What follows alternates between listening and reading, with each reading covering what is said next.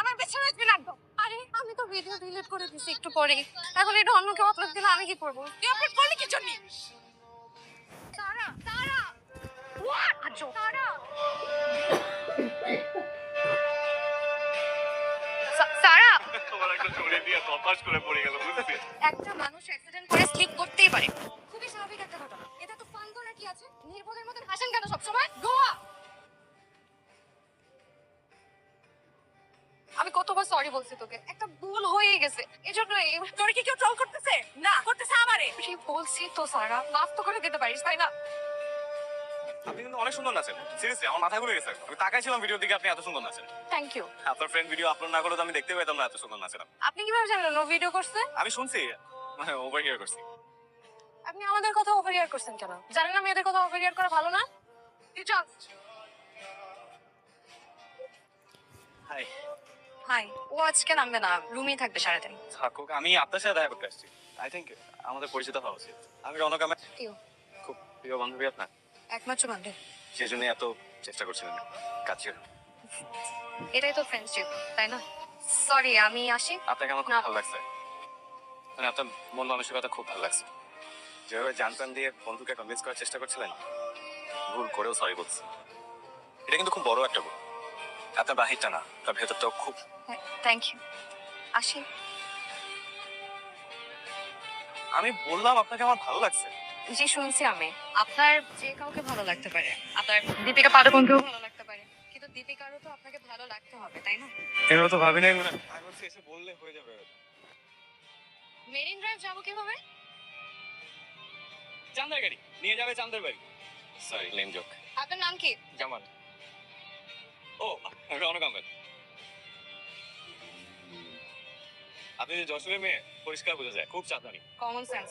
আমি যে যশোরে কিভাবে জানলেন? By born Jashore. যশোর অলিগলি সব চিনি। ভিডিও কই করেছেন বলে দিতে পারবো। আপনার ফ্রেন্ড না খুব পচা আছে, আমি সরি বাট খুব পচা আছে। তাহলে মিথ্যা বলছেন কেন যে মাথা ঘুরে গেছে নাচ দেখে? কি করবো, কাদা ছিল তোমাকে, ভালো লাগে নাই দেখে আমার। এই জামাল, চলো।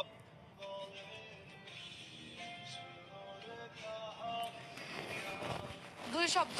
খাইলাম গু। I love you. না, আমি বলছি খাইলাম গু। না এটা বলেন নাই, আবার বলেন। খাইলাম গু। আবার। I love you. এই যে এটা কি? এটা কি?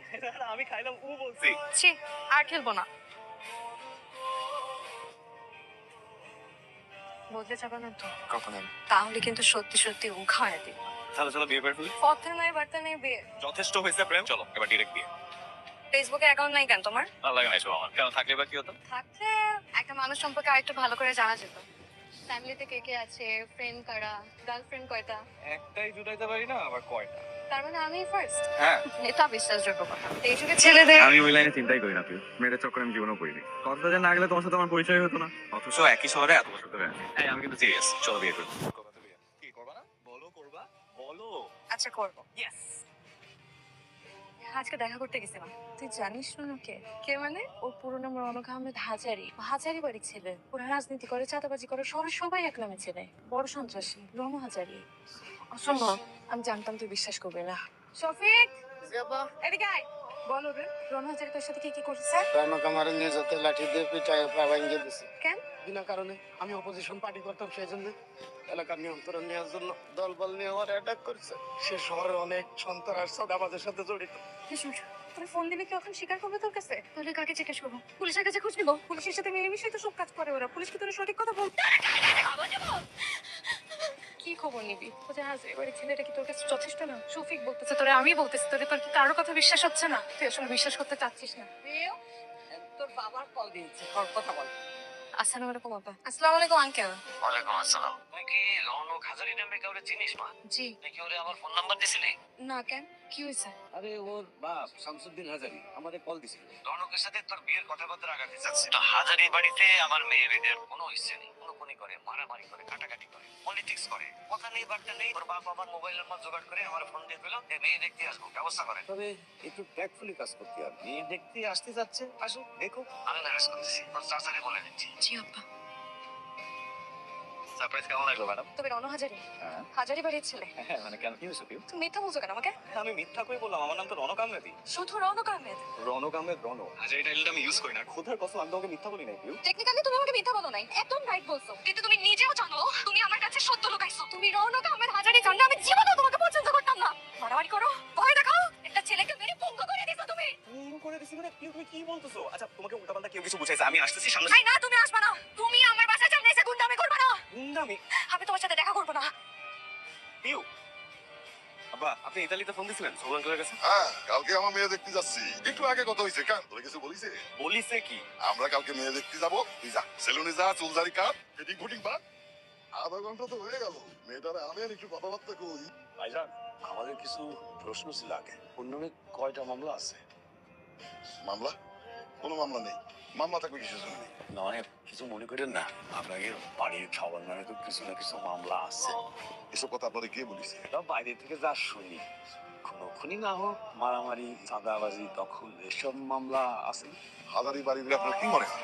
এই শহরের জন্ম দিছি আমরা, আমার বাপ দাদারা। আপনারা তো আছেন ভাইয়া। আব্বা আর দেখ না কি বলতিস এইসব কথা। আঙ্কেল আমার নামে কোনো মামলা নেই, মারামারি সাদাবাজি কোনো কিছুরই কোনো মামলা নেই। আমি আসলে ব্যবসা করি আঙ্কেল, পলিটিক্স সেরকম ভাবে করিনি। আমাদের ফ্যামিলিতে বিভিন্ন লোকজন বিভিন্ন পার্টি করে, আর প্রতিটা বড় ফ্যামিলির মধ্যেই তো ভালো খারাপ নানা রকম মানুষ থাকে। আর হাজারটা ভালো কাজ করলেও সেটা নিয়ে কথা হয় না, কিন্তু একটা দুইটা খারাপ কাজ করলে আলোচনা হয় বেশি। তাছাড়া আমাদের নামে গালগপ্প গুজব তো অনেকেই ছড়াইছে আঙ্কেল।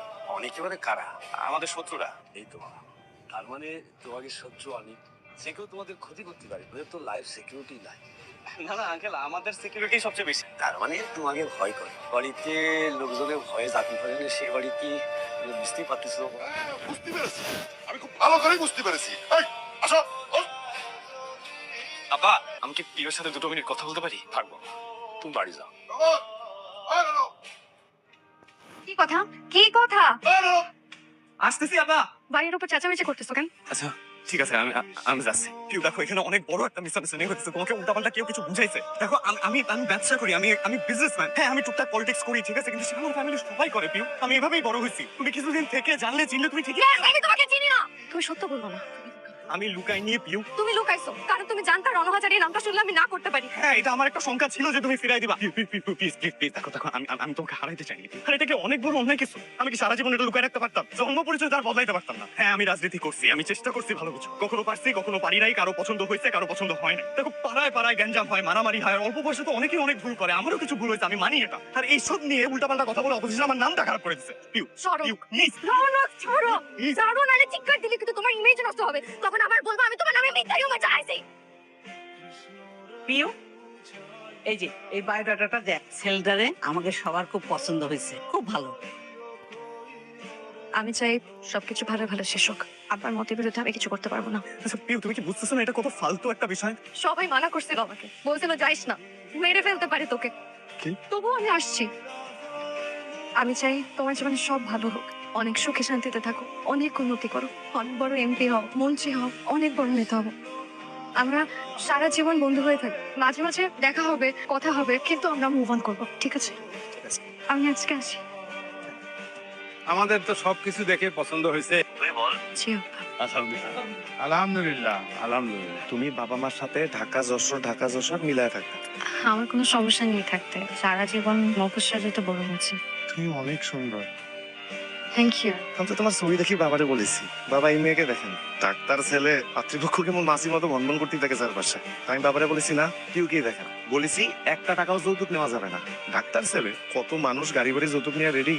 আমি বলছি না যৌতুক নেওয়া যাবে না। উপহার যদি দেয় সেটা তো ভিন্ন কথা, উপহার তার ফেরত দেওয়া যায় না, এটা যৌতুক নেওয়া যাবে না। সি তোর কি পছন্দ হয়েছে জানিয়ে দে। 1-2 ঘন্টার ভিতরে কি একটা মানুষকে বোঝা যায়? তবু কি মনে হয়েছে?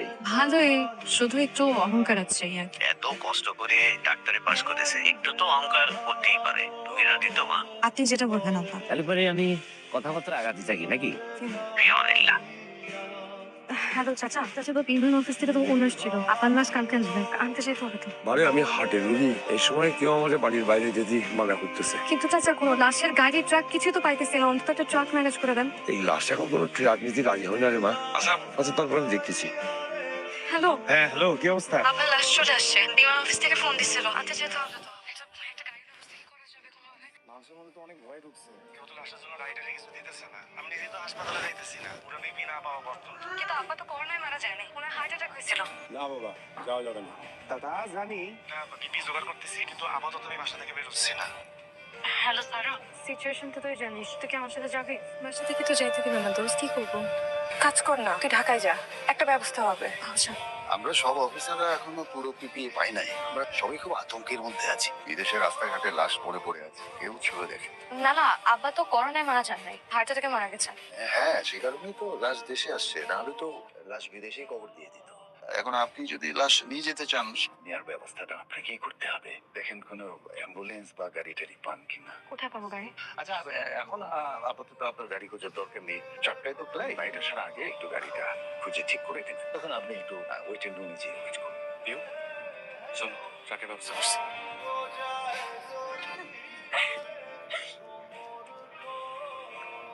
ভাই ম্যাডাম জিজ্ঞেস করছে চা খাবে নাকি, একটা বিস্কিট দিয়ে। আপা, এই যে বিস্কুট নেন। এই যে আপা, এই যে বিস্কুট। চা খাবেন? ফিরে মালিক মানুষ না, ওস্তাদ আমি যাবো না এই গাড়িতে, খালি মারে। আরে মারা লাভ কি স্যার? করোনা রোগীর কাছে কেউ যাইতেছে না। ওরা তো করোনা হয় নাই, ওরা হার্ট অ্যাটাক হয়েছে, করোনা হয় নাকি? আমি এত চেষ্টা করেছি, তারপর সেই সিভিল সার্জন অফিস গিয়ে একটা পিপি জোগাড় করে আনছি। প্রথমে স্যার বলে নাই? পরে জোর করে আমি পিপি নিয়ে আসিছি। আমার আব্বা করোনায় মারা যায়নি, অনেক মানুষ আসছে, মাস্ক ছাড়াও আসছে। আসলে দেবতা বললেই মানুষ চেনা যায়, বোঝা যায় কার ভিতরটা কেমন। রৌনকদের বাড়ি কোন দিকে? সাক্কা! রনক! রনক! ওই রনক! রনক! রনক! এটা গায়ে মেখে গোসল করো। পুকুর ঘাটটা কোন দিকে?